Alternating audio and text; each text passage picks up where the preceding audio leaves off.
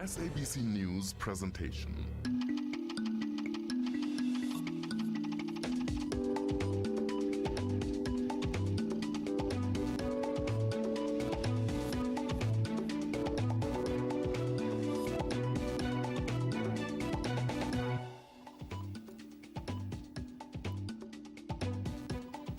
Welcome to Interface here on SABC2. My name is Mbete Magele.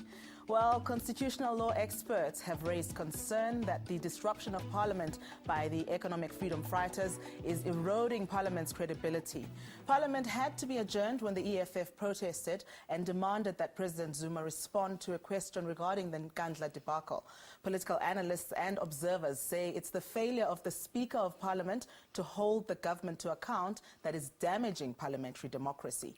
Parliament as an institution has also been criticised for failing to hold government to account on a number of issues, including Nkandla, the Limpopo textbook saga, and also other issues. So tonight on Interface, we ask, is the ANC using the majority in Parliament to stifle debate? And also, we want to find out whether or not the EFF acted like anarchists or freedom fighters. So joining me to discuss this is political analyst Ralph Mateja, who is also been speaking quite profoundly on this matter. And also joining us from our studios in Parliament is the parliamentary leader of the Democratic Alliance, Mmusi Maimane. Now, we also did invite the office of the Speaker of Parliament, and she declined to come through to this discussion. So if you do want to take part, do drop us your message on Facebook. It's Interface on SABC2, or you can tweet me at Mbete Magele or at Interface on SABC. Welcome, Mr. Mateja, and also to you, Mr. Maimane. Thank you. Thank you so much for having me. So we've seen the debate raging for the past couple of days, and what it boils down to is whether or not the parliamentary democracy has been enhanced or has been damaged by what happened on Thursday. Well, I think that South Africans do have quite an interesting image of Parliament. I mean, viewing by the comments that are being made, it seems as if the prevailing image of Parliament is that where parties tend to agree, there is an amicable relationship between parties. And I think that moment, that time has passed. Parliament is becoming more and more confrontational because opposition parties are also realizing that they can actually challenge the governing party in Parliament. And the general citizenry are also focusing on what's happening in Parliament. This kind of atmosphere started gathering from the end of term of the fourth Parliament. We have seen parties such as the DA and COPE and the Freedom Front pushing the ANC on rules. To some extent, you could say challenging some of the rules that the ANC usually invoke relating to tabling certain debates. So there is no doubt Parliament is changing, the face of Parliament is changing, and I think that the image that South Africans have of Parliament, it ought to change as well so that it can fit the circumstances of where we are. So is it good for our democracy as a whole, or is it really taking us backwards?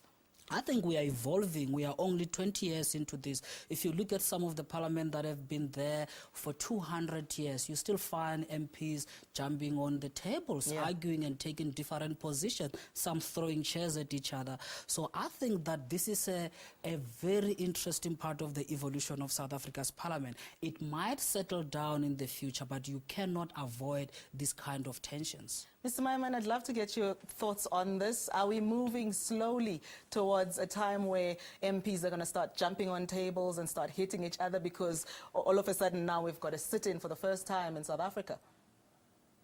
Well, the thing is, I think we've had a maturing process where we've arrived at a point where Parliament is at now.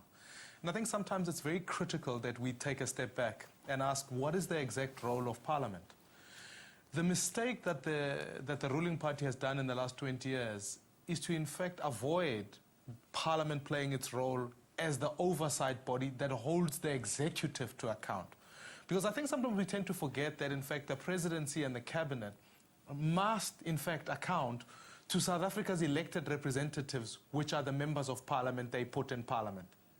And that's why Parliament is a central, crucial institution of government. But now, we've, in the last number of years, said to ourselves, well, maybe the media is the place where we hold people to account. If we can almost embarrass people in that space, that's what democracies require. But in fact, what we must be doing is that the media is only a medium to be able to communicate crucial issues. What Parliament must be effective at doing is being able to hold the executive to account. And so what's happening progressively is that as the ANC is losing a grip on its majority, that process is becoming more and more difficult to do. And what happened and what's been happening in the last while is that it's in fact to try and undermine that institution. And so Parliament is but one, the Chapter 9 institutions are but another, such as the Public Protector, and that's the exercise the ANC is involved with. And I think we've got to get to a point now where we redefine properly what is the role of Parliament so that Parliament can be effective, and then ask, is the Speaker playing her role in doing that? Let's look at what happened on Thursday. The ANC is in the majority in Parliament. The Speaker of Parliament has to enforce certain rules within the House. And so when she says she is not recognizing a follow-up question in a discussion, what could be wrong with that? Is she not within her rights to enforce that rule? She's well within her rights. The discussion here mustn't be about how the execution of rules takes place.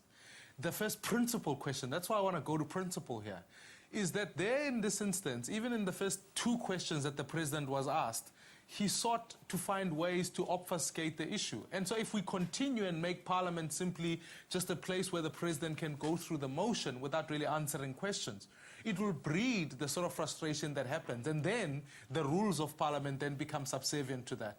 You can see it in committees. When people arrive and ministers sometimes don't answer questions on time, or they arrive in committees and certainly don't answer the question and blame process. This is the sort of agitation that mounts in people that eventually you end up saying to yourself, well, Parliament isn't helping us. We're going to resort to a court process to say we'll challenge this and we'll challenge that.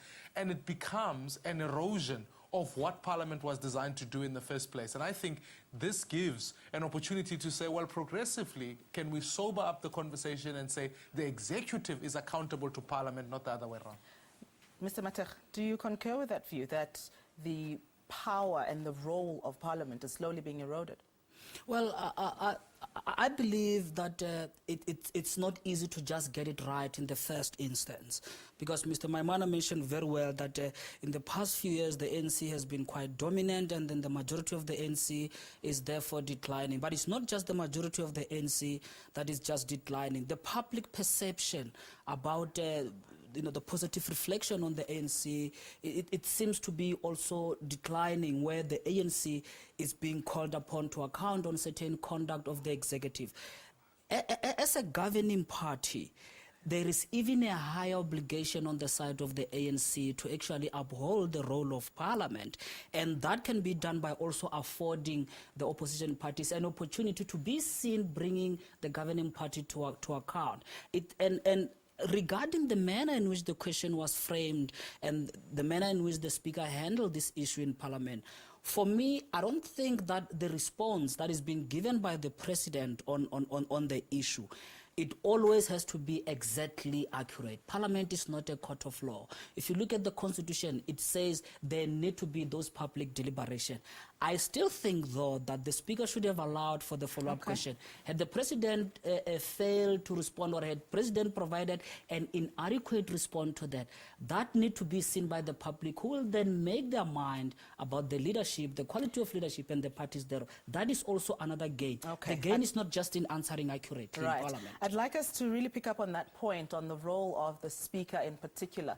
Right after this break, remember that if you would like to take part in this discussion, do drop us a line, Interface on SABC2. That's how you find us on Facebook, or on Twitter at Tembisa Machele, or at Interface on SABC. Stay with us.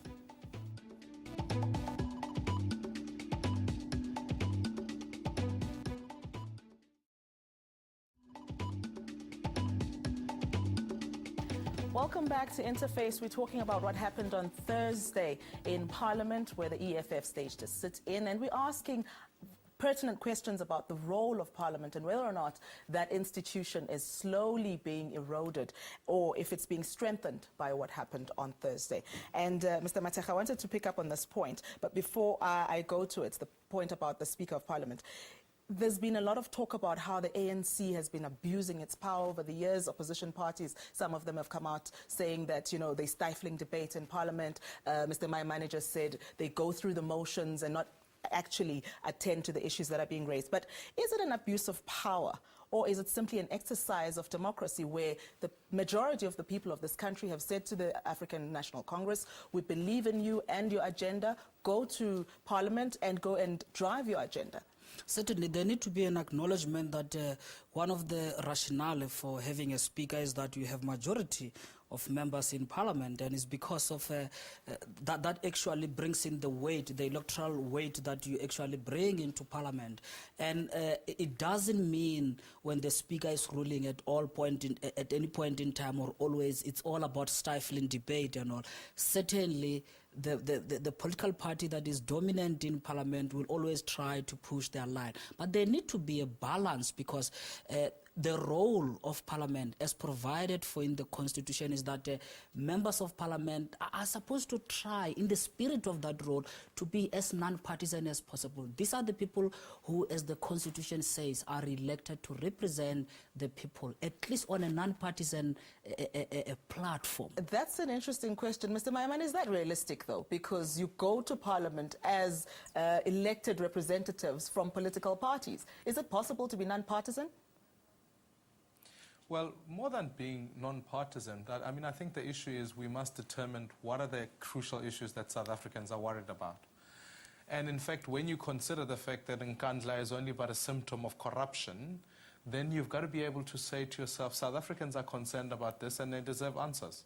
It's for this reason that we called for the ad hoc committee, and at which we want to be deliberate about saying who must appear at that ad hoc committee, so that South Africans back at home not only are sitting as people who judge where the leadership of this country is, but they can also know and understand that if an executive commits incidents where they are not right in the light of the people, that they should have the right to know that. But that doesn't answer my question, though, yeah.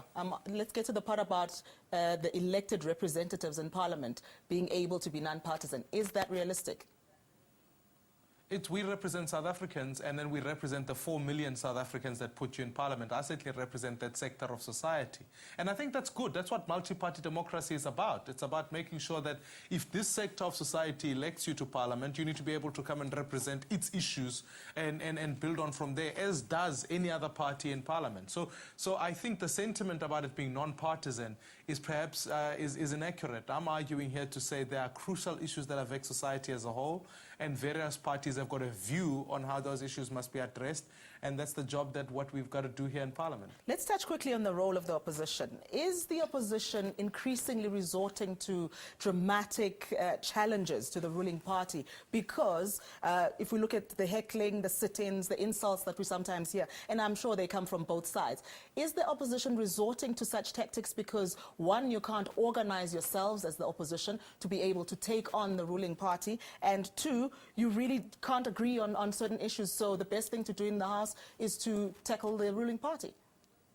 I disagree. I think on the first instance is that as opposition parties, I've certainly been part of a process where I've engaged many of the opposition leaders. We've sat down together and said, here are some key issues that we want to be able to get answers and accountability to.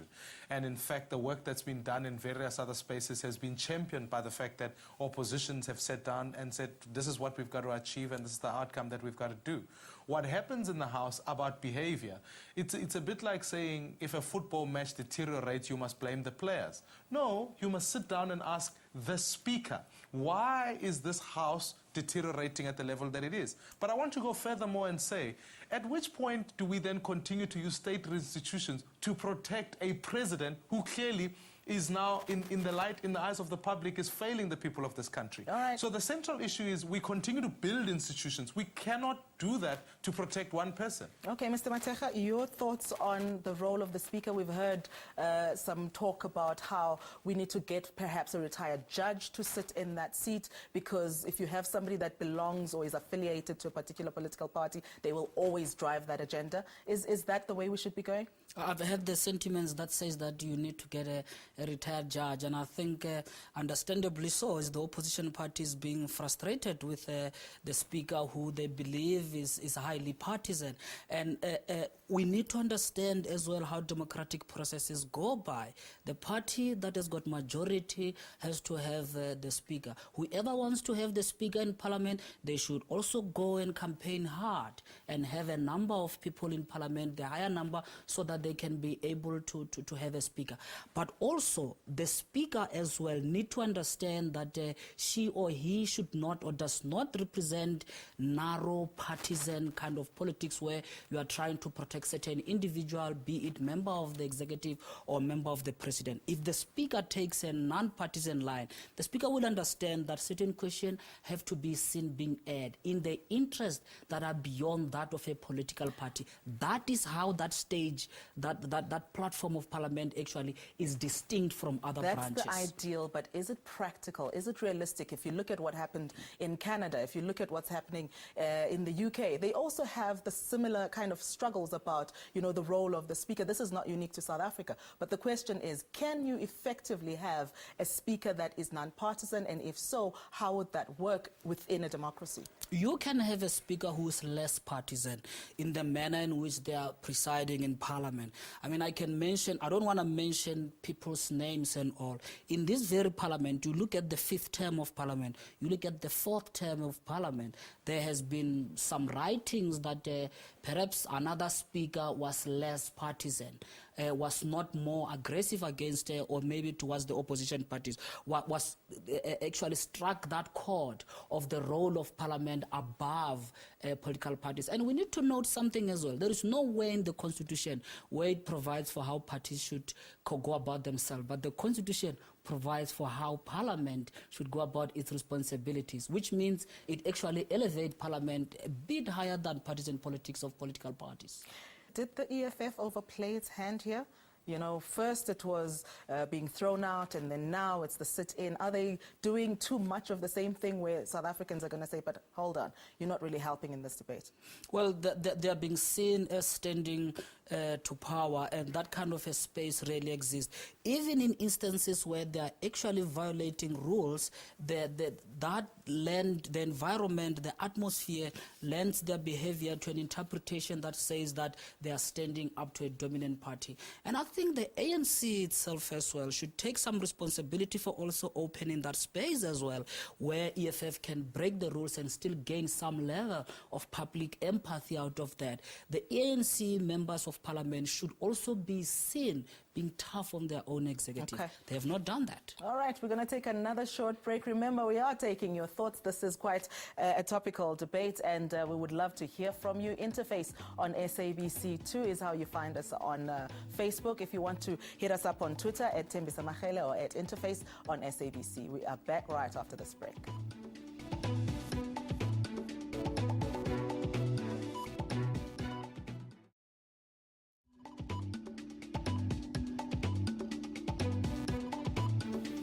So we're wrapping up our conversation with Ralph Mateja, who is a political analyst, and Musi Maimane, who is the parliamentary leader of the Democratic Alliance. And we just want to find out where to from here. But before we do that, let's take a quick look at what you had to say on Facebook. There's been plenty of reaction to this matter, as you can imagine, but we only have time to take just a few. Leonard van Tonner says, opposition parties are toothless, except if they turn to the courts and get the majority party to take note. Sitting there mumbling away while a huge salary is paid is a disgrace.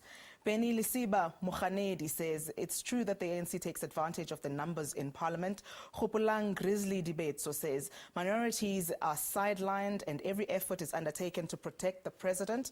Tabiso Utlowa says, the tactics used by the ANC in parliament are an insult to this nation as much as they want to shift the blame to opposition parties. And Faniza Ngobo says, we are now 20 years into our democracy and every election we have, new political parties are born. We should know that there's a problem if that happens. So those are just some of your messages coming through on Facebook. Do keep your comments coming as we continue with this discussion. So in closing, just a quick one then on the role of Parliament going forward. The rules of Parliament say that if you misbehave, and I put that in inverted commas, you are asked to leave, but when the Parliament sits again, you can just walk back in. Is there an impact in enforcing any of these rules, like asking people to leave the House or any of that? Is there really an impact to that? It is supposed to be quite unfortunate when you are leaving the House or when someone is being asked to leave the House. Either the member must have behaved so badly that can no longer be accommodated within the House in the spirit of the House, or the presiding officer has failed so much to actually preside over the debate that which happened you here? have to get rid of people. I think in this case is both, because the reaction that the EFF has got from the presiding officer is probably what they actually wanted, to create that kind of fracas. And I think had the presiding officer maybe allowed them to continue asking those questions, maybe the whole thing will have ended very well. We don't know that, but escalating hastily is quite a concern. They need to de-escalate this, in my view. Mr. Maimane, what are your thoughts on the reaction then following the sit-in, the calling of the public order police and all of that, and asking them to leave? Was that the appropriate way to deal with what happened? Not in the least bit. South Africans have paid a very heavy price to ensure that they have representation in Parliament. You cannot make a public institution one that an organ of state, such as the police, can be deployed to go into the House. Because the projection of that says that in fact, you now will suddenly be able to declare Parliament a state of emergency. I mean, it's the most ludicrous proposal I've seen. The fact on the table is, and this is the question that we must put, is what is the fitness of office of the Speaker? Are the rules of Parliament adequate enough to support debate? And I think as democracies mature, they have the right to review that. Thirdly, are we in fact able to get authentic answers to very crucial questions by the executive? And so in the future, in South African politics, we envisage that in fact what you must be doing is saying, you must do every exercise to ensure that when a question is tabled before an executive member, that they can respond to it. But if that executive member feels that they've answered the question, like the President said, I've already responded to that question, what should the appropriate reaction be from the Speaker of Parliament? Should she not have said, look, the President feels he's answered that question, let's move on? Well, in its appropriateness, the question at hand is a question that should have been tabled at the ad hoc committee. And that's where the process must go on, where you interrogate it even further. Because Parliament in of itself, the nature of the questions you put before the President, there are specific rules as to what are those questions and what are they supposed to achieve. And I think the other key question that we've got here is that there's no oversight committee over the presidency. So there must be a discussion about whether do we need one in order to be able to hold the presidency and the programs around the presidency in place. But then the last thing is it must be in the spirit of being able to be accountable to the people of who elected you. Okay. We must ask a fundamental question. Did the president feel he wanted to be accountable to the people? I don't think that was the case. And that in many ways is the first problem that we face. Mr. Mateja, they say hindsight is an exact science. What should the Speaker of Parliament have done if she felt that that question had been responded to and she wanted to move on with the discussion? Because we're all criticizing how the calling of the public order police was inappropriate and all of that. What should she have done? I think that the Speaker should have actually allowed a follow-up question, and where it is clear that the President cannot answer, they should move on, because it's not just about authentic answers. There is also an authentic failure to answer that counts in the process as well. If people are watching Parliament, they're seeing a member of an executive failing to answer a question, that I think will also go a long way in people making their mind about the nature and depth of leadership they're getting. All right, we have to leave it there, gentlemen, unfortunately, but this has been a very interesting discussion. Thank you very much to you, Mr. Mmusi Maimane, the parliamentary leader of the Democratic Alliance, and also to you, Mr. Ralph Mateja, who is a political analyst. Let's keep this discussion going. It's very interesting to watch what's happening in Parliament, and also we get to give our views. Social media is the way to go, and you can find us on Facebook at Interface on SABC2, or you can find us on Twitter at Thembisa Magele or at Interface on SABC. Good night.